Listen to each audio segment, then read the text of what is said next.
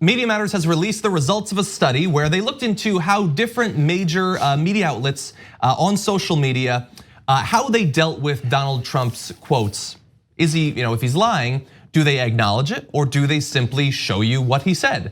And it turns out we're screwed. So major media outlets failed to rebut President Donald Trump's misinformation 65% of the time in their tweets about his false or misleading comments, according to Media Matters. That means the outlets amplified Trump's misinformation more than 400 times over the 3-week period of the study, a rate of 19 per day. 30% of the tweets by major media's outlets' Twitter accounts about Trump's statements referenced a false or misleading statement. Nearly 2/3 of the time they didn't dispute it. By the way, this also depends on where he's giving the misinformation. So when he's doing like a press gaggle, he's answering questions, they're coming fast, he's saying a lot about different topics.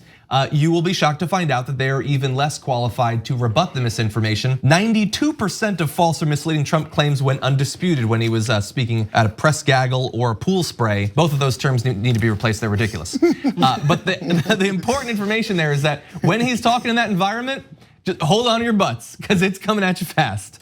And I wanna give you an example of this. Now, by the way, this is not an example that I produced this story and then went and found. I had already come across this earlier in the day before we had this story, and in fact responded to it because it was such BS. The Hill tweeted, President Trump, there's been no president in history that has given what I've given in terms of looking at just a total witch hunt. I call it the Russian hoax. It turned out to be no collusion, no obstruction. It was a total hoax, and yet I was transparent, and they had the video, and that's it. No indication that there are multiple obvious deceptions and lies there. They just print it. And so I was fascinated when I read more in the study and found that The Hill was the worst actor that Media Matters found in this respect. They sent more than 40% of the tweets that pushed Trump misinformation without disputing it during the entire study. So they looked at tons of media outlets, and even with all of those, The Hill stood out in that they simply print what he says. Well, it's because this. By the way, NPR deserves a lot of credit. They apparently never once published one of his lies without noting that it was a lie. So good job by NPR. Yeah, it's gonna sound like, not that I'm defending, but it's gonna sound like I'm giving them cover, because it's just the nature of the platform. Yeah. It's why he lives on Twitter. It's why he doesn't have press conferences. He has press gaggles and sprays. Pool sprays. Ocean sprays. Where he sprays lies, Yeah. There's many more colorful words I wanted to use for this, but because he talks out of. So anyway, so as he's doing his pool sprays and his press gaggles, there's not enough time, because again, this is still the nature of reporters going, this is what the president said, let me put it on the Twitter account right now. Yeah. And maybe someone who's running the Twitter account isn't a political analyst, doesn't do any fact checking. When they do their fact checking, they're gonna make sure the fact checking is done right. But let's get that tweet out because he just said it, and let's get it out in 2 minutes. And let's do it in 140 characters, or was it 240 now? So now it's because of the limited nature of the time and the amount of space you have in a tweet. They go, let's just quote him and tell them people said, everyone knows he's lying, right? Yeah, and that's the point I was gonna make, is it's like, you almost forget that you're not some of the people out there that are eating up his tweets as 100% truths, right? Because he lies at such an enormous rate. I think he's now upped his lie per day rate since the first half of his election. So it's somewhat impressive how many times he's lied. He's at 10,000 now. And I think that he's lied, I believe I read he said the same lie 20 or 21 times. I think about the building, the walls in the process of being built, 20 or 21 times of repeating that lie. Like, you think about that. Like, how many times do you lie to your mom when you're getting caught when you're younger? Imagine repeating that same lie 21 times. After being caught.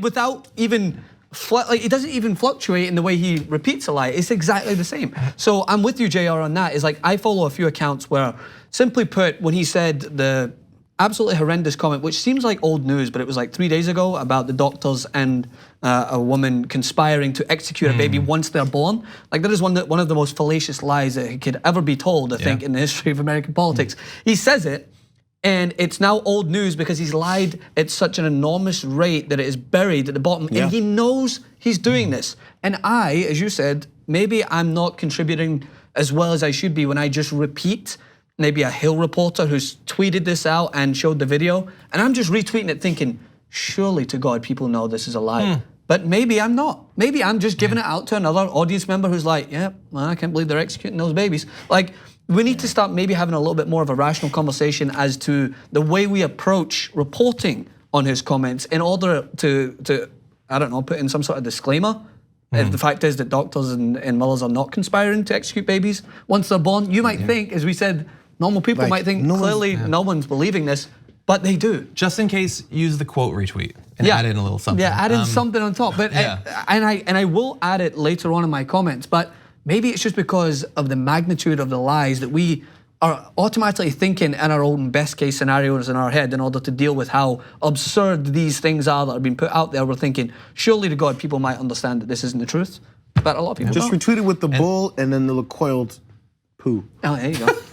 Yeah, and by the way, there's tweet threading, honestly. Like, okay, the Hill couldn't fit it because one of their employees doesn't follow politics or something, which seems crazy, but add it as a second tweet, okay? Yeah. Or do this. So just to give you an example of one that got it right from the Washington Post. Analysis, Trump claims a wall is needed to stop human trafficking. No data backs up his claim. It's really as easy as that. You're covering what he said, but you're not spreading misinformation. Yeah. The reason that this matters, of course, is not just for the day-to-day social media and all that. We are entering into another election, and you saw how much they would just show his whole rally, give the whole speech and all of that, no analysis whatsoever. Like we cannot survive as a country another election founded on that sort of just lazy approach to Donald Trump's communication. And so great job by Media Matters in making clear that there's still a lot of work that needs to be done. Like what you see? Click the subscribe button below and don't forget to ring the bell to never miss another video from the Young Turks.